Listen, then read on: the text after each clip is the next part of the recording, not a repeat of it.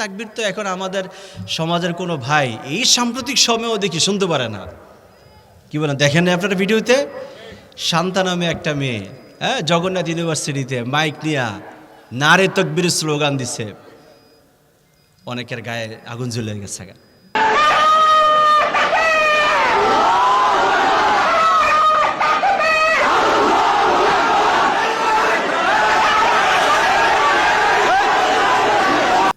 কি দেখেন না আপনারা? এটা যাদের গায়ে আগুন জ্বললো তারা কি নামাজ পড়ে না? বলেন না, নামাজ পড়ে কি না? এত নামাজ পড়ে। আপনি যখন নামাজের মধ্যে দাঁড়ান আল্লাহু আকবার বলেন না? কোনোদিন কি এমনি আইসা নামাজে দাঁড়ায় গেছেন, হাতের উপর হাত রেখে দাঁড়ায় গেছেন, কি বলেছেন? আল্লাহু, জোরে বলেন, কি বলেছেন? আপনি যখন সিঁড়ি বেয়ে যখন উপরের দিকে ওঠেন কি বলেন? নিচু থেকে যখন উপরের দিকে ওঠেন আল্লাহু আকবার বলেন। যখন লিফট দিয়ে যখন বাটন চাপ দিয়ে উপরের দিকে ওঠেন, লিফটের গায়ে লেখা থাকে উপরের দিকে ওঠার সময় পড়ুন আল্লাহু আকবার।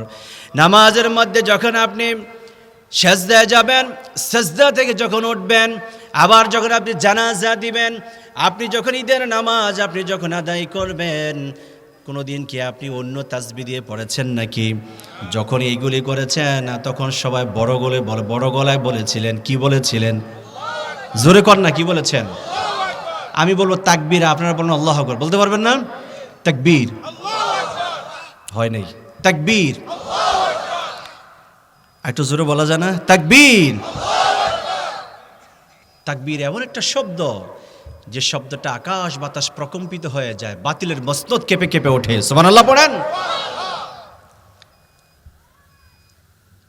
আমার মনে হয় এই তাকবীরের যদি বিরোধিতা করা না হতো তাহলে জগন্নাথ ইউনিভার্সিটির রেজাল্ট অন্য কিছু হতে পারত, আমার যেটা মনে হয় আর কি। যেই আল্লাহ তাআলা বড় মহান, আল্লাহ মহান, এই কথাটার মধ্যেই যখন বেটে দিল আল্লাহকে আমি দেখাই দিচ্ছি। সুবহানাল্লাহ পড়েন। এই কারণে নিজেকে আল্লাহু আকবার বলতে পারলে, আল্লাহ বড় মহান এই কথাটা বলতে পারলে নিজেকে অনেক ভাগ্যবান লাগে। কি বলেন, ঠিকই না? কারণ আমার আল্লাহ কোনোদিন আমার ঘুষ দেয় নাই। আমার আল্লাহ কয় নাই তুমি যে আমার আল্লাহু আকবার বলো আমি তোমার এইটা দিব সেটা দিব বাড়ি দিব গাড়ি দিব, বলেছে নাকি? বলে নাই। শুধু আল্লাহ বলেছেন লা ইন শাকারতুম লাযিদান্নাকুম, শুকরিয়া আদায় করে আমি তোমার নিয়ামত বাড়াই দিব। এবং নিয়ামত বাড়াবো শুধুই নয়, বরং অবশ্যই লাম তাকিদ নুন তাকিদ, উলামায়ে কেরাম আছেন দুইটা তাকিদ ব্যবহার করা হয়েছে। লাযিদান্নাকুম, আল্লাহ বলেন আমি অবশ্যই আমি তোমাদের নিয়ামতকে বাড়াইয়া দেব। সুবহানাল্লাহ। প্রিয় ভাইরা, এই কারণে মৃত্যুর প্রস্তুতি আমাদের নেওয়া দরকার আছে কিনা? বলেন না, দরকার আছে কিনা? মরণ কার কখন আসবে আমরা কেউ বলতে পারবো? প্রিয় ভাইরা আমার, সূরাতুল মুলকে রব্বুল আলামিন বলছেন তোমাদের রবের পরিচয় জেনে নাও, তোমাদের স্রষ্টার পরিচয় জানো। কে তোমাদেরকে সৃষ্টি করেছেন? যিনি তোমাদেরকে সৃষ্টি করেছেন তার শক্তিমত্তা, তার পাওয়ার তোমরা জেনে নাও। তার এমন কি পাওয়ার রয়েছে, কি শক্তি রয়েছে?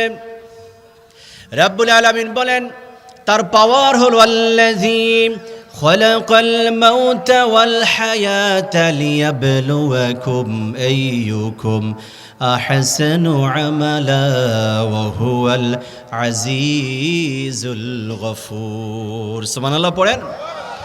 মহান রবের পরিচয়, এক নাম্বার পরিচয় হলো তিনি মৃত্যুকে সৃষ্টি করেছেন।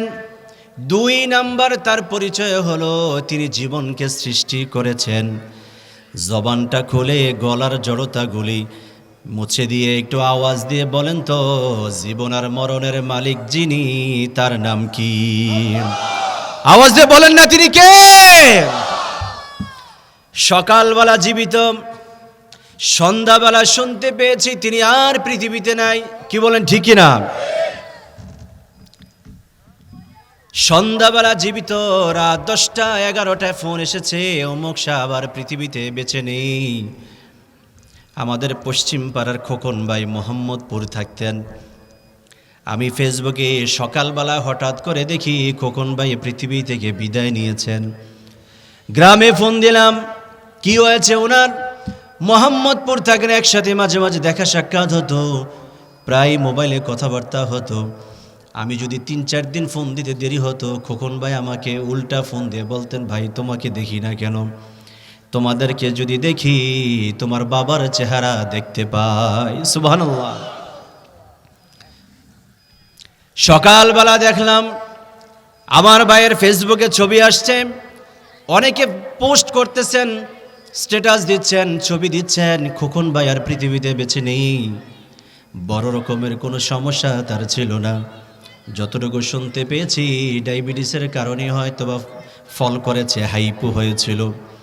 ও ভাই, পৃথিবীতে যখন মানুষকে আল্লাহ টান দিয়ে নিয়ে যান, এমনি এমনি আল্লাহ আপনাকে থাপ্পড় মারে নিয়ে যাবেন না, বরং পৃথিবীর মানুষের কোনো একটা রোগ বিমারি, কোনো একটা পরীক্ষা দিবেন। পৃথিবীর মানুষ যেন বুঝতে পারে আল্লাহ তারপর মৃত্যু দিয়ে জুলুম করে নাই, তার রোগের কারণে, তার অসুখের কারণে আল্লাহ তাআলা তাকে নিয়ে গিয়েছেন বিষয়টি বোঝানোর জন্য। মানুষকে পরীক্ষা দেয় কে? জোরে বলে না, কে পরীক্ষা দেন? আমরা বলি অমুক সাহেবের ক্যান্সার হয়েছে, কি বলেন, বলি কি না? আরে লোকটা মারা গেছে। কেমনে মারা গেছে? জোরে বলেন না, কেমনে মারা গেছে? ক্যান্সারে মারা গেছে। অমুক লোকটি কেমনে মারা গেছে? অনেকদিন প্যারালাইজড, বিছানায় শোয়া। উনি কেমনে মারা গিয়েছেন? ডায়াবেটিসের কারণে তার হাইপো হয়েছেন, প্রেশার লো হয়ে গিয়েছেন। যে কোনো কারণে হোক, কোনো মানুষের যখন মৃত্যু হয়ে যায়, মানুষ কয় না যে আল্লাহ তারে কেন এমনি এমনি নিয়ে গেল। আল্লাহ নিজের উপরে দায়িত্ব নেয় না, পৃথিবীর মানুষের নিজাম দেখানোর জন্য, উদাহরণ দেখানোর জন্য, উপমা দেওয়ার জন্য রব্বুল আলামিন মানুষকে পরীক্ষা দেয়, রোগ দেয়, বিমারি দেয়, মুসিবত দেয়। আল্লাহ তখন টান দিয়ে নিয়ে যায়। তখন আমরা একসাথে পড়ি, ইন্না লিল্লাহি ওয়া ইন্না ইলাইহি রাজিউন। আরে অমুক লোকটা আর নাই, বলি কিনা? বলেন না, বলি কিনা? মৃত্যুর মালিক কে? বলেন না, মৃত্যুর মালিক কে? কি প্রস্তুতি আমরা নিয়েছি মরণের জন্য, এমন কি প্রিপারেশন আমরা নিয়েছি? একটু নিজেকে যদি প্রশ্ন করি, আজকের ফজরের নামাজ পড়তে পেরেছি কিনা? কি বলে, নিজের প্রশ্ন করলে বের হবে না? আমার মা যদি নিজেকে প্রশ্ন করেন, আমার বোন যদি নিজেকে প্রশ্ন করে, জীবনের বড় একটা অংশ পর্দাহীনতা নিজেকে কাটিয়ে দিলাম, আমি কি আজকের দিনও কি আমি পর্দার সাথে নিজের জীবনটাকে চালাইতে পেরেছি কিনা? যেই ভাইটি সুদের সাথে সম্পৃক্ত, যদি বলা হয় যে ভাই মরণের প্রস্তুতি নিয়েছেন কিনা, যদি তাকে প্রশ্ন করা হয়, হয়তো বলবে আল্লাহ ডাক দিলে চলে যাব। কিন্তু আল্লাহ ডাক দিলে চলে যাবেন, আল্লাহর ডাকের জন্য আপনার কি প্রস্তুতি যদি জিজ্ঞেস করা হয়, তিনি জবাব দিতে পারবেন না। কি বলেন, ঠিক কি না? আমাদের জীবন বলে না আমরা মরণের জন্য প্রস্তুত। আমার ব্যবসা বলে না আমি মৃত্যুর জন্য প্রস্তুত। একজন চাকরিজীবী, তার চাকরির সুরত দেখে মনে হয় না তিনি মৃত্যুর জন্য প্রস্তুত। একজন পথিক, তার চলন বলনে মনে হয় না তিনি মৃত্যুর জন্য প্রস্তুত। একজন যোগ্যতা সম্পন্ন ভাই, তার মনে হয় না তিনি মৃত্যুর জন্য প্রস্তুত। কত রাজনীতিবিদ কত শক্ত গলায় কথা বলে, দেখা গিয়েছে সকালে শক্ত বলেছে, সন্ধ্যাবেলায় পৃথিবী থেকে বিদায় নিয়েছে। এমন রাজনীতিবিদ বাংলার জমিনে আছে কি নাই? বলেন না, আছে কি না? মাইরা ফেলামু, কাইটা ফেলামু, দেখে সাইরাম, পট পরিবর্তন হোক। আজকে আমার গালে দিস, কালকে তোর আমি দেখে সাইরাম। এরকম প্রবক্তা আল্লাহর জমিনে আছে কি নাই? আওয়াজে বলেন, আছে কি নাই?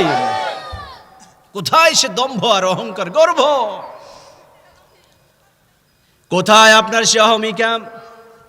এত টাকার মালিক, এত ক্ষমতার মালিক, এত জনবলের মালিক, এত পাওয়ার, এত ক্ষমতা, এত জনশক্তি, এত র্যাব, এত ফোর্স, এত আর্মি, এত পুলিশ। আপনি যখন হাঁটেন পিছনে বিশাল মিছিল, এরকম মিছিল নিয়ে নেতা হেঁটেছে, জমিন থেকে বিদায় নিয়েছে কিনা? জোরে বলেন, বলেন না, নিছেন এরকম নেতা? সামনে হেঁটেছেন, পিছনে বিশাল মিছিল।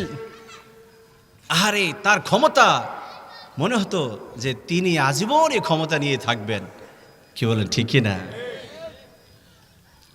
আহা, এই পৃথিবীতে আমরা থাকতে আসি নাই। কি বলেন, থাকতে এসেছি? জোরে বলেন, থাকার জায়গা। আরো জোরে বলেন, থাকার জায়গা নাকি? এই দুনিয়া থাকার জায়গা নয়, থাকতে চাইলেও থাকতে পারবা না। ঠিক কিনা বলেন? একটু আমার সাথে বলেন না, এই দুনিয়া থাকার জায়গা নয়, থাকতে চাইলেও থাকতে পারবা না। ঠিক কিনা বলেন? ফেরাউন থাকার জন্য কত নীল নকশা এঁকেছিল। ফেরাউন ভেবেছিল এ জমিনে আমি শুধু একলাই বিচরণ করব, এই মিশরের জমিন আমি ছাড়া দ্বিতীয় কোনো ব্যক্তি এখানে কখনো পা দম্ভ করে হাঁটতে পারবে না, জোর গলায় কথা বলতে পারবে না, আমি ছাড়া এই জমিনে কেউ নেতৃত্ব দিতে পারবে না। যার জন্য ফেরাউন যতদিন বেঁচে ছিল মুসাকে হর হামেশা ঝামেলার বিপদে রাখা, এটাই তার কর্মসূচি ছিল। কি বলেন ঠিক কিনা? ফেরাউন যখন তার সকাল হইতো, মুসা কালিমুল্লাহরে কেমনে নষ্ট করা যায়, কেমনে তাকে কষ্ট দেওয়া যায়, এই ফন্দি সবসময় আটতো। যদি সন্ধ্যা চলে আসতো ওই সময় সে ভাবতো কেমনে করে মুসাকে জমিনের ভিতরে নাস্তানাবুদ করা যায়। আল্লাহ বলেন, মুসা তোমাকে লাঞ্ছনা, অপদস্থতা, বেজ্জতি থেকে পৃথিবীর কোনো মানুষ যদি বাঁচাতে নাও পারে, আমি আল্লাহ তোমার দায়িত্ব নিয়েছি, তোমার সম্মান আমি বাড়াইয়া দিব। জোরে বলেন না সুবহানাল্লাহ। ইজ্জতের মালিক কে? বলেন না ইজ্জতের মালিক কে? ইচ্ছা করলেই আপনি একজনকে বেজ্জতি করতে পারবেন। বাংলাদেশে এমন কিছু প্রখ্যাত আলেম রয়েছেন, রাষ্ট্রের সকল যন্ত্রগুলি দিয়ে বিশিষ্ট মুফাসসিরকে লাঞ্ছিত করা হয়েছে, অপদস্থ করা হয়েছে, পৃথিবী থেকে বিদায় করে দেওয়া হয়েছে। আমার মনে হয় বাংলাদেশে যেদিন তিনি ইন্তেকাল করেন, এই ফেসবুক আপনারা সকলে কিন্তু চালান, ম্যাক্সিমাম ভাইয়েরা কিন্তু ফেসবুক চালান। যেদিন আল্লামা দেলোয়ার হোসেন সাঈদী পৃথিবী থেকে বিদায় নেন, ফেসবুকের ভিতরে কোনো রকমের পোস্ট দেখি নাই, বরং ঘুরিয়ে ফিরে শুধু দেখেছি আল্লামা দেলোয়ার হোসেন সাঈদীর জানাজার শুধু চিত্র। ঠিক না বলেন? ইজ্জতের মালিক কে? বলেন না ইজ্জতের মালিক কে? আমার আগের আলোচক বলেছেন, এই পৃথিবীটা, এই বাংলাদেশকে কুক্ষিগত করার জন্য একটা চক্র বরাবরে কিন্তু নীল নকশা এঁকেছিল। আহারে, দিনের কথা ভাল লাগতো না, তাফসির মাহফিলকে ভালো লাগা দিতে পারতো না, কোরআনের মজলিস কায়েম হইলে 144 দ্বারা জারি করা হইতো। আল্লাহ বলেন, তোমরা 144 দ্বারা তাফসির মাহফিলের জন্য জারি করার সব যন্ত্রকে তোমরা ব্যবহার করেছো, 40টা মিনিটও বাংলাদেশে থাকতে পারো নাই। একটা ভিডিও ক্লিপ তৈরি করার জন্য কত চেষ্টা করেছেন, রাষ্ট্রপক্ষ বলেছে আপনি থাকার সুযোগ নাই। 40টা মিনিট যদি আপনি এখানে ভিডিও তৈরি করার জন্য যদি অপেক্ষা করেন, আপনি এখান থেকে জীবিত বের হওয়ার সুযোগ পাবেন না, আপনি এক্ষুনি বের হন। আল্লাহ বলেন, তোমাকে লাঞ্ছিত করার জন্য আমি আল্লাহ দরকার নাই। পৃথিবীর সকল মানুষদেরকে, বাংলাদেশের লোকদেরকে যখন তুমি কষ্ট দেওয়া শুরু করলা, মাজলুমের দীর্ঘ নিঃশ্বাস যখন আমার কাছে পৌঁছে গিয়েছে, আমি লিখে রেখেছি কোন সময় কখন তুমি লাঞ্ছিত হয়ে বের হইবা। এত সম্মান তোমাকে দিল মানুষেরা, আজকে তুমি বেজ্জতি হয়ে বাংলাদেশ থেকে বিদায় নিয়েছো। এই নজির বাংলাদেশে হয়েছে কিনা? জোরে বলেন না, হয়েছে কিনা? সম্মানের মালিক কে? বলেন না, সম্মানের মালিক কে? প্রিয় ভাইয়েরা আমার, ফেরাউন সবসময় মুসাকে মারার জন্য, কষ্ট দেওয়ার জন্য, যন্ত্রণা দেওয়ার জন্য, তাকে অপদস্থ করার জন্য, দিনের বাতিকে নিভিয়ে দেওয়ার জন্য সবসময় চেষ্টা করত। রব্বুল আলামিন বলেন, এই দিনের বাতি, ইসলামের বাতি, কোরআনের বাণী, জবুরের বাতি, এই ইঞ্জিলের বাতি পৃথিবীর কোনো মানুষের হাতে না। বাতিটা শুধু জ্বালাইয়া দিয়েছি, এই বাতির সুইচ যখন বন্ধ করতে হবে, এই সুইচটা আমি আল্লাহর হাতে রেখে দিয়েছি। সুবহানাল্লাহ বলেন। আপনারা যে প্যান্ডেলে লাইট লাগাইছেন না, এটা একটা মাদারবোর্ড আছে, এক জায়গায় সুইচ টিপ দিবেন, পুরো মাহফিল অন্ধকার হয়ে যাব। কি বলেন, ঠিক কিনা?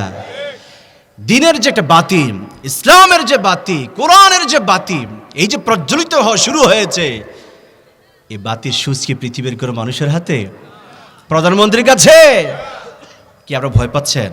গলা খুলে বলেন, এই যে দিনের বাতি প্রজ্বলিত হওয়া শুরু হয়েছে, এই বাতি কি পৃথিবীর কোনো মানুষের হাতে, রাষ্ট্রপতির হাতে, আলেমের হাতে, ডক্টর ইউনূসের হাতে, পৃথিবীর কোনো মানুষের হাতে? বরং এই সুষ্টা আছে একজন সত্তার কাছে। আওয়াজ দিয়ে বলেন, তিনি কে?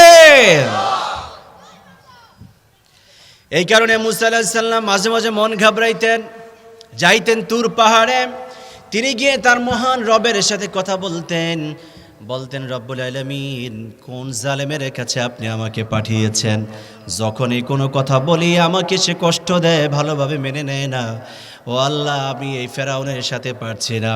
রব্বুল আলামিন বলেন, মুসা, ফেরাউন যত শক্তি ধরে হোক না কেন, তুমি যার অনুসরণ করছো, তুমি যার বাণী প্রসার করছো, তোমার রব কিন্তু তার চেয়েও বড় শক্তিশালী। সুবহানাল্লাহ বলেন। আওয়াজ দিয়ে বলেন, মহান কে? মহান কে? এই কারণে নামাজের মধ্যে আমরা দাঁড়াইয়া কি বলি? আল্লাহু আকবার। কি বলেন? বলি কি না? বলো না, নামাজে দাঁড়ায় কি বলেন? আমরা যে নামাজ পড়ি, আমরা রোজা রাখি, মুসলমানের ঘরে জন্মগ্রহণ করেছি, কোনো পরীক্ষা আমাদেরকে দিতে হয় নাই। আহারে, আমাদের ঘরের সন্তানেরা যখন পৃথিবীতে আসে, যখন ভূমিষ্ঠ হয়, ডান কানে আজান দেয় আর বাম কানে ইকামত দিয়া বলে দেই, আমার প্রিয় বৎস, তোমাকে কিন্তু মৃত্যুর জন্য রেডি করা হয়েছে। কি বলেন, ঠিক কিনা? যখন আপনি জামাতের সাথে নামাজ পড়েন, দুইটা জিনিস লাগে, একটা হলো আজান লাগে, দুই নম্বরে হলো ইকামত লাগে। আপনার আজান আর ইকামত হয়ে যাওয়া মানে হলো ইমাম সাহেব এখন বলবে আল্লাহু আকবার, সূরা ফাতিহা পড়বেন, অন্য সূরা মিলাবেন। আপনারা কি একবারও ভেবে দেখেছেন নাকি আমাদের প্রত্যেকের জন্যই তো আজান হয়ে গিয়েছে, ইকামত হয়ে গিয়েছে, শুধু জামাতরা বাকি রয়েছে? কি বলেন, ঠিক কিনা? আপনার আজান হয়ে গেছে, আপনার ইকামতও হয়ে গেছে, আপনাকে ডাইন কানে আজান দেওয়া হয়েছে, বাম কানে ইকামত দেওয়া হয়েছে, এখন বাকি শুধু জামাত। জোরে বলেন, বাকি কি আছে? জামাত বাকি রয়েছে। আমরা জানি আজান আর ইকামত হয়ে গেলে জামাত আর বেশি সময় না। আজান আর ইকামত হয়ে যাওয়া মানে হলো এখন ইমাম সাহেব আল্লাহু আকবার বলে তিনি নামাজ শুরু করে দিবেন। আমার আর আপনার আজান হয়ে গেল, ইকামত হয়ে গেল, আমরা দুনিয়াতে বেখবর হয়ে জীবন চালাচ্ছি, পরকাল সম্পর্কে বেখবর হয়ে গেলাম। আমাদের কত বড় বুকের পাটা, আমাদের জামাতের সময়টা খুব কাছাকাছি হয়ে এসেছে, কিন্তু আমরা দুনিয়াতে এত মশগুল হয়ে গিয়েছি, পরকালের কথা আছি। কি বলেন, ঠিক কিনা? আহা, কখন যেন আমার মৃত্যুর পরোয়ানা চলে আসবে, আমার শিওরে চলে আসবে, আমরা কিন্তু জানি না। মরণ যখন চলে আসবে, পৃথিবীর কোনো মানুষ আপনাকে আটকে রাখতে পারবে না। কি বলেন, ঠিক না? বাড়িওয়ালা নাই রে, বাড়ি নাই রে দুনিয়াতে। পারেন না সবাই? বলেন না আমার সাথে, বাড়িওয়ালা নাই রে, বাড়ি নাই রে দুনিয়াতে, বাড়িওয়ালা নাই রে, বাড়ি নাই রে দুনিয়াতে। কত বাড়িওয়ালা, জাগাওয়ালা, গাড়িওয়ালা, আইফোনের মালিক, প্রাডোর মালিক, মার্সিডিজ বেঞ্জের গাড়ির মালিক আছে, এখন সব জায়গা রয়ে গিয়েছে, মানুষটার পৃথিবীতে। আমার আব্বাও যখন এখানে এই মাহফিল যখন কায়েম করতেন, আপনারা তো সহযোগিতা করেছেন, আপনারা তো একবারে এসেছেন। আজকে অনেকে আমার হাত ধরে কেঁদে দিছে, কয় তোমার বাবার মাহফিলে একটা ফ্লেভার আজকের মাহফিলে আমরা খুঁজে পাচ্ছি। যখন মাহফিল হইতো আমাদের এখানে, দিনের বেলা খাবার দাবার হইতো, সকালবেলা আপনারা সবাই এত বেশি তরকারি পাঠাতেন, অনেক সময় তরকারি বিক্রিও করা লাগছে। কি বলে, হয় না এরকম? কিন্তু আমার আব্বা কি এখন আছে জমিনে? বলেন না, আছে নাকি? আমার বাবারও বাবা ছিলেন দাদা, উনি কি পৃথিবীতে আছেন? পৃথিবীতে নাই। একটা বাড়ির কতজনের মালিক আমরা বলি? আমার দাদার রেখে যাওয়া জায়গাকে আমার আব্বা বলছেন এটা মালিক আমি। আমার আব্বার নিজস্ব গড়া বা নিজে দেখভাল করেছেন যে জায়গা, এটা বাবা বলেছেন এটা আমি মালিক। এখন আমার আব্বা চলে গেছেন, এখন এই বাড়ির মালিক বলতেছে আমরা ভাইয়েরা। একসময় আমরাও চলে যাব, চলে গেলে আমাদের এই জায়গা, আমাদের ছেলেমেয়েরা বলবে এটা আমাদের বাড়ি। জায়গা তো একটা, মালিক কতজনে দাবি করতেছেন? কি বলেন, ঠিকই না? কতজনে আমরা দাবি করতেছি? আমার আড়ালের মা বোনেরা, আমাদের গভীরভাবে চিন্তা করা দরকার। জীবনটা কিন্তু আমাদের এইভাবেই কেটে যাবে না। এই জীবনটা আমাদেরকে আল্লাহ তৈরি করেছেন, একটা পরীক্ষাগার তৈরি করেছেন। পরীক্ষার জন্য, এখানে প্রস্তুতি নেওয়ার জন্য আল্লাহ তৈরি করেছেন। আমরা আমাদের পরীক্ষার জীবনে আমরা কি করতে পেরেছি গভীরভাবে চিন্তা করা দরকার। আমাদের সমাজে কি আমরা ভালো করে আমরা আমাদের ছেলে মেয়েদেরকে বিবাহ দেওয়ার সময় যৌতুক ছাড়া বিয়ে দিতে পারছি কিনা আমাদের নিজেদেরকে একটু জিজ্ঞাসা করা দরকার, ঠিক কিনা বলেন? মেয়ে যদি হয় যৌতুক ছাড়া সমাজে বিয়ে হয় না, এরকম আছে কিনা? কমে আসছে এখন, আলহামদুলিল্লাহ অনেক কমে আসছে, কিন্তু এখনও কিন্তু আছে। অনেক মা তার সন্তানকে বিয়ে দিতে ভয় পায়, অনেক বাবা তার মেয়েকে বিয়ে দিতে ভয় পায়। তার কারণ হলো মেয়েকে যে বিয়ে দিবে নিজে তো খাওয়া দাওয়ায় তো ভালো করে ব্যবস্থা করতে পারে না।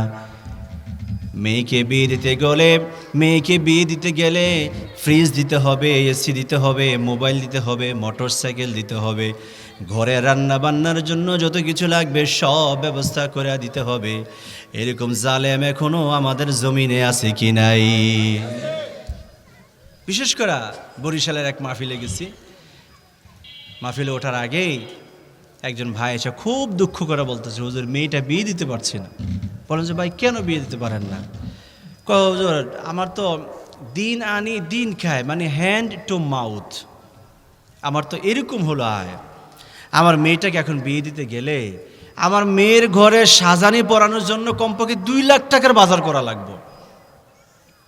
আপনি চিন্তা করেন, যেই লোকটা হ্যান্ড টু মাউথ সকালবেলা বের হইলে সন্ধ্যাবেলা কিছু টাকা নিয়ে ঘরে আইসা 1 কেজি চাল, কিছু দড়ি তরকারি নিয়ে ঘরটা চালাইতে পারেন, এই লোকের জন্য শুধু 2 লাখ টাকা বাজেট হইল মেয়ের জামাইরে দেওয়ার জন্য। এরপরও তো 100-150 মানুষের খাওয়ার একটা চাপ তো আছেই। আমাদের দেশে দেখবেন কি করে জানেন, বিয়ের ভিতরে মেয়ের পক্ষের উপরে ছেলের পক্ষেরা সংখ্যা দাঁড় করায় দেন। 150 মানুষ কালকে আসবে আপনার বাড়িতে, 200 মানুষ আসবো, 300 মানুষ আসবো, আমাদের মেহমানদারি করাইতে হবে। কি বলেন, আসছে না এরসুম? এইটাই হলো আমাদের দেশের চিত্র। কি যে ছেলের পক্ষ হাঁটু ফালাইয়া মেয়ের বাড়িতে যায় খাইবে, এটা হলো আমাদের সমাজের চিত্র। আমরা তো নিজেদেরকে আশিকের রাসূল দাবি করি, নবীর শাফাত কামনা করি আমরা, কিন্তু নবীর আমল, নবীর সুন্নত, নবীর ইত্তেবা, নবীর আদর্শ হলো তার উল্টা। নাউজুবিল্লাহ বলেন। নবীর আদর্শ হলো মেহমানদারি করানো, খাওয়ানো, পড়ানো, এই সব দায়িত্ব হলো ছেলের পক্ষের। জোরে বলেন, কার পক্ষের? কেউ খুশি হবেন, কেউ বেজার হবেন এখন আমার কথায়, কিন্তু এটাই হলো সত্য কথা। খাওয়াবে ছেলের পক্ষ না মেয়ের পক্ষ? সবাই একসাথে বলবেন, বিয়ের অনুষ্ঠানে খাওয়াবে ছেলের পক্ষ না মেয়ের পক্ষ? একজন সাহাবী আল্লাহর নবীর পারমিশন ছাড়া বিয়ে করলেন। বিয়ের সকল কাজ সম্পন্ন করার পরে নবীজির দরবারে এসে বললেন, ইয়া রাসূলুল্লাহ, ইয়া হাবিবাল্লাহ, বেয়াদবি মাফ করবেন, আপনার অনুমোদন ছাড়া, আপনার কনসেন্ট ছাড়া, আপনার পারমিশন ছাড়া একটা কাজ কমপ্লিট করে ফেলেছি নবী। জীবনের সকল কিছুর চেয়েও তো আপনাকে অনেক বেশি ভালোবাসি, কিন্তু এই কাজটা আমার পক্ষে করা সুন্দর হয় নাই, তারপরও করে ফেলেছি। আল্লাহ নিয়ে বললেন, কি হয়েছে? কাজ করে ফেলেছো, যখন আমার সামনে এসে হাজির হয়েছো, নিজে নিজে যখন তুমি ব্যক্ত করছো, তার ভিতরে তোমার ভিতরে গিল্টি ফিলিংস আছে, তোমার ভিতরে তওবা আছে, ইস্তেগফার আছে। এতটুকু অনুশোচনা নিয়ে যখন তুমি আমার সামনে এসে হাজির হয়েছো, আমি মুহাম্মদ বলছি, এই অনুশোচনার কারণে তোমার রব তোমাকে ক্ষমা করে দিবেন। আমাকে বলে ফেলো, কি করেছ? বলল, ইয়া রাসূলুল্লাহ, ইয়া হাবিবাল্লাহ, আপনার অনুমোদন ছাড়াই আমি সফরে গিয়েছি, একজন মেয়ে পছন্দ হয়েছে, আমি তাকে বিয়ে করে ফেলেছি। আল্লাহ নবী বললেন, তুমি তো অনেক সুন্দর কাজ করেছো, বারাকাল্লাহু লাকা ওয়া বারাকা আলাইকা ওয়া জামাআ বাইনাকুমা ফি খাইর। আল্লাহ তোমারও বরকত দিক, তোমার বউকে বরকত দিক, আর তোমাদের উভয়ের মাঝে আল্লাহ তাআলা সুন্দর সুসম্পর্ক আর পরিণয়ের সূত্রটা মজবুত করে দিক। সুবহানাল্লাহ পড়েন। নবী যে রাগ করছেন না দোয়া করছেন? আপনারা আছেন তো? কি আমি কি মাহফিল শেষ করে দিব? জোরে বলেন, নবীজি কি রাগ করছেন নাকি খুশি হয়েছেন? আল্লাহর নবী রাগ করে না, বরং উল্টা দোয়া করেছেন। আমাদের সাথে বিয়ে শাদী হইলে কিন্তু দোয়াটাও নাই, আছে দোয়া। আমাদের সাথে বিয়ে হইলে বাতের সাথ দিয়া আপনার মাটির যেই পাতিল, যে ড্যাগ, যদিও এইটাও এখন নাই, আছে নাকি? আগে বিয়ের গেটের মধ্যে কি হতো, কলা গাছ দিয়ে গেট বানাইতো অথবা ডেকোরেশন দিয়ে গেট বানাইতো। গেট বানানোর সময় একটার মধ্যে লেবুর শরবত, আরেকটার মধ্যে ভাতের মাঠ দিয়ে শরবতের কালার বানায়, আরেকটার মধ্যে মরিচের গুঁড়া দেয়, জামাইরে ৮-৬ করে ধরে। এমন কি ছিল কি ছিল না?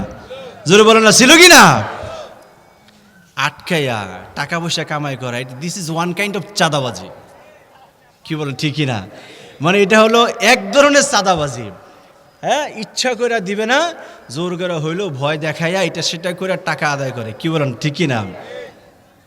যাই হোক, এটা বাচ্চাদের একটা কালচার। কিন্তু বিয়ে করার পরে, বিয়ে হয়ে গেছে, হুজুরে বিয়ে পড়াইছে, বিয়ের আগ পর্যন্ত আমাদের সমাজে যা হয়, এই বিয়ে যে আল্লাহ যে মানে তার বিয়েটা যে টিকে রাখছেন, এটা আল্লাহ তাআলা অনেক বড় একটা দয়া। কি বলেন, ঠিকই না? বিয়ের মধ্যে কি হয়, বেগানা নারী পুরুষের এসে একত্রিত হয়। হ্যাঁ, একজন নারী সে কতটা প্রদর্শন করতে পারে, তার সৌন্দর্যটা ফুটিয়ে তুলতে চায়। পর্দা করা মুস্তাহাব না ফরজ? জোরে বলে না, মুস্তাহাব না ফরজ? আজকের ওয়াজ একটু অন্যভাবে দিব আর কি। পর্দা করা এটা কি সুন্নত, মুস্তাহাব না ফরজ? বিয়ের অনুষ্ঠানে আমার যে সকল মা বোনেরা পারে না গায়ে পইরা যা বিয়ের অনুষ্ঠান উদযাপন করে। কি বলেন, ঠিকই না? আমার মা বোনেরা রাগ করবে, আমি জানি। রাগ করলো, এটা আজকে বলতে হবে। আপনাকে শুনতে চান? আপনাকে শুনতে চান? আমরা শুধু বলি যে আমাকে বিয়ে টিকে না, সংসার টিকে না। কি বলি কিনা আমরা? হুজুরের কাছে যাই, ইমাম সাহেবের কাছে যাই, হুজুর একটু পানি ভরা দেন, একটা তাবিজ দেন। কি বলেন, চাই কি না? তাবিজে লাভ নাই। লাভ হবো কেমনে? আপনার এই যে দাম্পত্য জীবনটা যে আপনি শুরু করলেন, কাম তো সেখানেই ঘটাই ফেলছেন। এই সংসার যে আজকে 5 বছর 10 বছর যে টিকে আছে, আপনি আল্লাহর ধন্যবাদ দেন। কি বলেন, ঠিকই না? আল্লাহ ধন্যবাদ পাওয়ার যোগ্যতা রাখেন। আল্লাহ দয়া করে আপনার সংসার টিকে রাখছেন। আল্লাহ রহম নাই, দয়া নাই। ইসলামিক কালচারে বিয়ে শাদী হয় না, এখনো সেরকম বিবাহ আছে কি নাই? তাহলে যখন আপনি বিয়ের পয়গাম যখন হইল, পরিণয়ের সূত্র যখন আবদ্ধ হয়ে গেলেন, স্বামী অপরিচিত 2 ছেলে আর মেয়ের মাঝে যখন আপনারা বিয়ে শাদী পড়াইয়া দিলেন, বিয়ে শাদী পড়ানোর পরে বাতাসা খানা নিয়া, মিষ্টি খানা নিয়া, জিলাপি খাওয়া নিয়া এবং ধুমধাম করে ডাইনিং টেবিলে বসাইয়া খাওয়া নিয়ে আপনারা অস্থির হয়ে যান। অথচ আল্লাহর নবী কত সুন্দর দোয়া করেছেন। বিয়ে যখন কমপ্লিট হয়ে যায়, তোমরা বলো বারাকাল্লাহু লাকা ওয়া বারাকা আলাইকা ওয়া জামাআ বাইনাকুমা ফি খাইর। আহারে, আল্লাহর নবীর জীবনী থেকে কি সুন্দর দাম্পত্য জীবন শুরু করে দেওয়ার জন্য তিনি তার উম্মতকে কি সুন্দর পরামর্শ দিয়েছেন দোয়া করার জন্য। ও আমার গোলামেরা, আমার উম্মতেরা, তোমরা যখন বিয়ে শাদী পড়াইয়া দিবা, তখন তোমরা দোয়া করবা, আল্লাহ তোমাকে এবং তোমার স্ত্রীকে এবং উভয়ের মাঝে যেন বরকত দিয়া ভরপুর করে দেয়। সুবহানাল্লাহ পড়েন। এটি পড়বেন কোন সময়? মহল্লে মারামারি। কি বলেন, ঠিক কিনা? এখন মোহর হয়ে গেছে, এটা সামাজিক কালচার। আমার ভাতিজা, তার বিয়ের মধ্যে 10 লাখ টাকা মোহর ধরা হয়েছে। তার মোহর 10 লাখ দরবারে পারলে আরো 50,000 টাকা বাড়াইয়া ধরতে হইব। কি আছে কিনা এরকম? আপনি যারা দায়িত্বশীল, সেখানে যারা মোহরটা আপনি ধরলে একটু চিন্তা করে দেখেন, যার কান্দে জলটা তুলে দিলেন, উনি কি এই যে 10 লাখ 10.5 লাখ টাকা মোহর দেওয়ার ক্ষমতা তার আছে কিনা একবারও কি আপনি চিন্তা করেছেন? এই যে যারা মুরব্বী দরবারি, হ্যাঁ, সালিশি যারা করেন, আপনারাই তো কাজগুলি করেন, সেখানে তো আপনারাই তো বসেন। আপনাদের জন্য তো ইমাম সাহেব কথাই কইতে পারেন, আরে হুজুর রাখেন, আপনি থামেন, আপনি কুদ্দুর জানেন। আমি এরকম 150 বিয়ে আমি ডিলিং করেছি, আপনি তো মাত্র মাদ্রাসা লেখাপড়া করে বেরিয়েছেন, আপনার কাম হলো মসজিদে মিম্বর, এগুলো আমরা করব। কি বলেন, বলে কিনা? থামায় দেয় হুজুরকে। আপনি নামাজে হুজুরের পিছনে দাঁড়ায় বলেন যে হুজুর একটা দেইতো বিহাজাল ইমাম, ইমাম সাহেব হুজুর আপনি নামাজটা পড়ান, সকল দায় দায়িত্ব আপনার কাছে দিয়ে দিলাম। আপনি একজন ইমাম সাহেবকে মসজিদের ভিতরে দাঁড় করাইয়া তার পিছনে নিজের সকল কিছু সঁপে দিয়ে বলতেছেন, ইমাম সাহেব হুজুর আপনি যেমনি নামাজ পড়াবেন আমাদের সকল কিছু আপনার উপরে ছেড়ে দিলাম, নামাজ আপনারটা যদি কবুল হয় আমাদেরটাও কবুল হবে। এইভাবে একটা দায় করে ইমাম সাহেবের পিছনে কিন্তু আমরা দাঁড়াই। কি বলেন, ঠিক কিনা? কিন্তু যখন মসজিদ থেকে বের হয়ে আসে আমরা বলি কি হুজুর আপনার না দরকার নাই। কি বলেন, বলে কিনা? হুজুরও যদি মনোযোগ দিয়া, কনসেন্ট্রেশন দিয়া, পাক পবিত্র হয়ে সুন্দর তেলাওয়াত দিয়া কমপ্লিটলি মসজিদের ভিতরে মনোযোগটা ঢুকাইয়া দিয়া যদি আপনার নামাজটা সুন্দরভাবে যদি করাইয়া দিতে পারেন, আপনার নামাজটা যদি পড়াইয়া দিতে পারেন সুন্দর করে সুন্নাত তরিকা অনুযায়ী, সেই ইমাম সাহেবও আপনার বিয়ে পড়ানোর সুন্নত তরিকা দিয়া বিয়ে পড়ানোর যোগ্যতাও তার রয়েছে। কি বলেন, ঠিক কিনা? আমরা ইমাম সাহেবের মসজিদে রেখে দিচ্ছি আর আমরা বাহিরে এসে আমরা সকল কাম করি। হুজুর আপনি মসজিদের ভিতরে থাকেন। কি বলে, ঠিক কিনা? আপনি হুজুর যাইন না, আপনি ওই জায়গায় থাকেন, এটা সম্মানিত জায়গা, ওটা সম্মানের জায়গা। তাহলে ওইটা সম্মানের জায়গা, বিয়ে শাদীর ভিতরে এই সমস্ত জায়গায় যে হুজুর কোরআন সুন্নাহর কথা বলা দরকার আছে কিনা? বলেন না ভাই, আছে কিনা? মোহর ধরবেন, কেমনে ধরবেন? আল্লাহ নবীর দিক নির্দেশনা আছে কি নাই? বলেন না, আছে কিনা? এই কথাগুলো আপনাদের জানা দরকার আছে না? কখনো মোহর ধরার জন্য আল্লাহ তাআলা এমন কোনো বিষয় চাপায় দেয় নাই যেটা ছেলের পক্ষের জন্য পরিশোধ করা কঠিন হয়ে যাবে। সুবহানাল্লাহ পড়েন। আল্লাহ নবী সাল্লাল্লাহু আলাইহি সাল্লাম বলেছেন, একটা বস্তুর দাম আছে, একটা জিনিসের দাম, কোন জিনিসের দাম আছে। আল্লাহ নবী বলেছেন, এমন নয় যে তুমি অঢেল টাকার মালিক হবে তারপরে সে টাকা দিয়া মোহরানা ধইরা তুমি বিয়ে শাদী করবা। এটা কোনো বিয়ের জন্য খুব বেশি বড় রকমের প্রযোজ্য বিষয় নয়। বরং যদি তোমার শারীরিক ক্ষমতা থাকে আর অর্থনৈতিক সমৃদ্ধি যদি থাকে পরিবার চালানোর জন্য, এই দুইটা জিনিস যদি তোমার ক্ষমতা থাকে তুমি বিয়ে করে ফেলো। আর বিয়ে করার ক্ষেত্রে যখন তুমি মোহর ধরবা সেই ক্ষেত্রে কোনো জিনিসের দাম রয়েছে, এটা ধরো যদি তুমি বিয়েটা করে দাও তোমার বিয়েটা সুন্দর এবং সুন্নাত তরিকা অনুযায়ী হয়ে যাবে। সুবহানাল্লাহ পড়েন। আমরা ধরতে হইব। আরেকটা কালচার আছে, মোহরে ফাতিমি ধরার জন্য ব্যস্ত হয়ে যাওয়া আছে না আমাদের দেশে, যে মোহরে ফাতিমি, বিয়ার মধ্যে কয় যে মোহরে ফাতিমিটা ধরতে হবে। কোথায় পেয়েছেন? মোহরে ফাতিমি ধরা কি সুন্নত? তৎকালীন সময়ে নবীর মেয়ে হিসেবে যতটুকু ধরা সম্ভব ছিল আল্লাহর নবী সেটা ধরেছেন, কিন্তু সেটাকে সুন্নাহ বানানোর কথা নবীজি কোথাও বলেন। আবার নবীজি কোথাও কোথাও বলেছেন মোহরের সর্বনিম্ন পরিমাণ হলো 3 দিরহাম। 3 দিরহামকে যদি আপনি কনভার্ট করেন বাংলাদেশে খুব বেশি টাকা আসবে না, কিন্তু আমরা যখন মোহর ধরতে যাই লক্ষ লক্ষ টাকা আমরা পরিশোধ, লক্ষ লক্ষ টাকা কিন্তু আমরা কাদের উপরে, ছেলের কাদের উপরে আমরা চাপায়া দেই। অথচ ছেলে এই মোহরের টাকা পরিশোধ করা সুন্নত না ফরজ? জোরে বলেন না, সুন্নত না ফরজ? ফরজ। তাকে মোহর অবশ্যই পরিশোধ করতে হবে। মোহর হলো এটা পরিশোধযোগ্য, বাসর রাতে ক্ষমা চাওয়ার বিষয় নয়। কি বলেন, ঠিক না? আপনি ধরে দিয়েছেন মোহর 10 লাখ 5 লাখ, ছেলে বাসর রাতে যায় বলে যে তুমি কি টাকা চাও না আমারে চাও, এমন সিন ক্রিয়েট করে ফেলে। এখন বাপ মা সব ফালাই দিয়া যখন যায় ঘরের ভিতরে, হে কি ওখানে কি কইব, আমার টাকা দরকার। কি বলেন, বলবে নাকি? আপনার কি ঘুমাই গেছেন? কি বলেন, সেখানে কি বলে যে আমার টাকা দরকার? আপনার ইমোশন সময় যা যখন বলবে সে তো বলবে না, আপনি হলেই তো সংসার চললেই হয়, ভালোভাবে চললেই তো হয়। তাহলে এই কাজ করা যাবে না, আল্লাহ বলেন ওয়াতুন নিসা সাদুকাতিহিন্না নিহলা ফাইন তিবরা লাকুম আন শাইইন মিনহু নাফসান ফাকুলুহু হানিআম মারিয়া। মোহর ধরেছো, পরিশোধ করার মতো মোহর ধরো।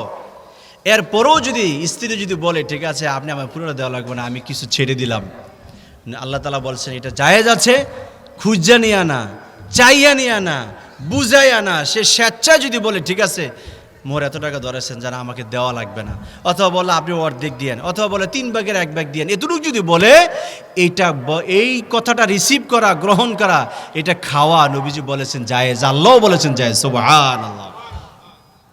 প্রিয় ভাইরা আমার, এইখানে জীবনটাকে আমরা আমল দিয়ে সাজাবো ইনশাআল্লাহ। পড়েন আরো জোরে বলেন ইনশাআল্লাহ। জীবনে বিয়ে শাদী যখন ছেলে মেয়েরা বিয়ে শাদী দিবেন আর করাবেন, নবীর সুন্নতকে সামনে রেখে আপনারা করবেন। কি বলেন, করা যাবে কি না? আরো জোরে বলেন না, করা যাবে কি না? এটা গেল বিয়ে শাদীর একটা চ্যাপ্টার। 2 নম্বরে হলো আমরা আমাদের সমাজে আমরা বলি ছেলে কথা শোনে না, মেয়ে কথা শোনে না। এই কথাগুলি আছে কিনা সমাজে? বলেন না, আছে কিনা? নিজেকে একটু প্রশ্ন করে দেখেন, আমার ছেলে এবং মেয়ে কথা শোনার জন্য আমি কি করেছি? আমি কি করেছি আমার ছেলে আর মেয়ের জন্য, সন্তানের জন্য আমি কি করেছি? আপনারা স্কুলে পড়ান, যেখানেই পড়ান, এটা বিরোধিতা আমি করছি না। একটা সন্তান যখন ভূমিষ্ঠ হওয়ার পরেই তারে কি আপনি কোরআনের সাথে মহাব্বত তৈরি করে দিতে পেরেছেন কিনা? পৃথিবীর সব শিক্ষা আপনি তাকে দেন, কিন্তু কোরআনের শিক্ষাটা আপনি তাকে দিতে পারলেন কিনা? নিজের একবার প্রশ্ন করে দেখলেন না তো? আপনি জন্মগ্রহণ করার পর যখন 5 বছর 6 বছর হয়ে গেছে, 5 কেজি 6 কেজি বই দিয়া আপনি তাকে কেজি স্কুলে পাঠিয়ে দিয়েছেন। আপনি তাকে এমন শিক্ষা প্রতিষ্ঠানে দিয়েছেন যে বইয়ের ভার এসে হাঁটতেই পারে না। কি বলেন, আছে কি না? মক্তব সিস্টেম তো এখন উঠেই গেছে অনেক জায়গায়। আমি নিজে মক্তবের ছাত্র, আমি এখনো গর্ব করে আমি যেখানে যাই, যখন কোরআনের কোনো আলোচনা আমি করি, ডাইরেক্ট বলি আমি মক্তবের ছাত্র। আর আমাকে মক্তবে যিনি শিক্ষা দিয়েছেন তিনি খুব মাদ্রাসার আপনার টোল টেবিল বানানো হয়েছে, আরও কিছু লাগলে এখানে তৈরি করা হবে। মাদ্রাসার দোতলায় রুম করা হয়েছে যাতে করে মেয়েদেরকে ক্লাস নেওয়া যায়। মাদ্রাসার মেয়েদের ক্লাস নামাজের জন্য আলাদা জায়গা করা হয়েছে। মসজিদ তৈরি করা হয়েছে যাতে করে ছেলেরা এখানে যেন নামাজ তারা আদায় করতে পারে। এবং প্রতিদিন জোহরের নামাজের পরে এখানে কিন্তু মস্ক হয়, কোরআনের মস্ক হয়।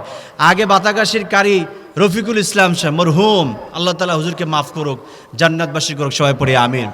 হুজুর এখানে মস্ক নিতেন, আল্লাহ তাআলা মেহেরবানি দিয়ে এখন সে মস্ক আবার এখানে চালু করা হয়েছে। জাগতিক শিক্ষা আমাদেরকে দিতে হবে, কি বলেন, ঠিক কিনা? কোরআন হাদিসের পাশাপাশি অঙ্ক ইংলিশের পাশাপাশি আপনাদের দোয়ায় খুব অচিরেই এখানে বিজ্ঞান শাখা খোলা হচ্ছে। আপনারা খুশি না বেজার? আপনারা জানেন লেখাপড়ার 3টা সেক্টর, একটা হলো মানবিক, আরেকটা হলো বিজ্ঞান, আরেকটা হলো আপনার কমার্স। হ্যাঁ, মানে হিউম্যানিটিজ, সায়েন্স, তারপর হলো কমার্স। 3টা বিভাগ রয়েছে আমাদের মাদ্রাসায়। এবং এই চান্দিনা থানার আমি জানি না কয়টা মাদ্রাসায় সায়েন্স বিভাগ আছে, আমার জানা মতে আশেপাশে এখানে কোথাও নেই। আমাদের মাদ্রাসায় আলহামদুলিল্লাহ যোগাযোগ করেছি, সায়েন্স বিভাগ খোলার জন্য যা যা প্রয়োজন সকল কিছুই কমপ্লিট। এখন শুধু পরিদর্শন হবে, তারপর অনুমোদন হয়ে যাবে। আলহামদুলিল্লাহ। পড়েন আপনারা আপনাদের সন্তানদেরকে এখন স্কুলও দেওয়া লাগবে না। স্কুলে দেন কেন? সায়েন্সের জন্য, হ্যাঁ, তারপরে হলো কমার্সের জন্য। সেই খোরাক যদি আমরা মাদ্রাসায় দিতে পারি, এটা কি আপনাদের জন্য একটা ভালো দিক না? একটা ছেলে মেয়ে এখানে কোরআন হাদিসও শিখবে, তার পাশে সে সায়েন্সও শিখবে, সে এখান থেকে ডাক্তার হওয়ার পথ খুঁজে পাবে, বিজ্ঞানী হওয়ার সে পথ খুঁজে পাবে। এগুলি কিন্তু আমরা এখানে করব ইনশাআল্লাহ। পড়েন এজন্য আপনাদের মনোযোগ আকর্ষণ করতে চাই, আপনারা আপনার ছেলে মেয়েদেরকে মাদ্রাসা দেন। টাকা পয়সা ভর্তি ফি নিয়ে কেউ পেরেশানি করবেন না। আপনার যতটুকু সামর্থ্য আছে ততটুকু দিয়া মাদ্রাসা বলবেন যে হুজুর আমার মেয়েদের আমি দিলাম, আমি ভর্তির জন্য এতটুকু দিলাম। আপনার সামর্থ্য অনুযায়ী আপনি দেন। কিন্তু আপনার 10 টাকা দেওয়ার সামর্থ্য আছে, আপনি যদি 2 টাকা দিয়ে আইসা বলেন, এটা কি ঠিক হবে? বলেন না, ঠিক হবে? কিন্তু আপনার সামর্থ্য আছে 2 টাকার, আপনার কাছে আবার 3 টাকাও চাওয়া হবে না। যার যতটুকু সামর্থ্য আছে এতটুকু দিয়ে আপনারা এখানে ভর্তি করেন। 2026 সন আমরা মাদ্রাসাকে স্কুলে কি বলে ছেলে মেয়েদেরকে দিয়ে আমরা একটা সুন্দর আয়োজন করতে চাই। এখান থেকে যেন A+ ভালো শিক্ষার্থী যেন বের হতে পারে, আমরা এই কাজটা এখানে করব ইনশাআল্লাহ। পড়েন আপনারা সকলে মাদ্রাসাতে থাকবেন তো? কি বলেন, থাকবেন তো সবাই ইনশাআল্লাহ? প্রিয় ভাইয়েরা আমার, আমরা মাহফিল প্রায় শেষের দিকে। আল্লাহ তাআলা আমাদের মাহফিলকে কবুল করুক, সবাই পড়ি আমিন। আমরা এখন দুরূদ শরীফ পড়ি। আল্লাহুম্মা সাল্লি আলা মাওলানা মুহাম্মদ ওয়া আলা আলি সাইয়্যিদিনা মাওলানা মুহাম্মদ ইয়া নবী